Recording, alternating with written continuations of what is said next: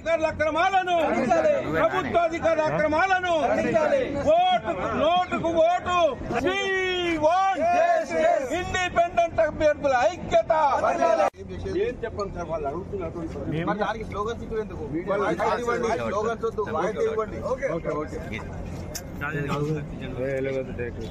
శంకర్రావు, నేను పటాన్చెరు నుండి వచ్చిన.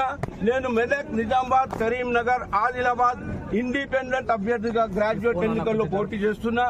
ఇక్కడ మేము పొద్దున 8 గంటల నుండి చూస్తున్నాము. దాదాపు ఇప్పుడు మాకు వచ్చిన సమాచారం ప్రకారం 30,000 ఓట్లు చెల్లని ఓట్లను తీసి పక్కకు పెట్టిండ్రు. రాత్రి 12 వరకు అవి 60,000 దాటే పరిస్థితులు కనపడుతున్నాయి. కాబట్టి ఇది అన్యాయం, అక్రమం.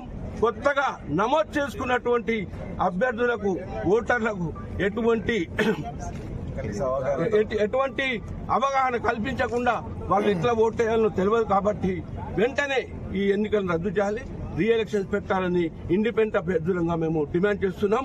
నా పేరు కస్బా శంకర్రావు, పటాన్చెరు నుండి వచ్చాను.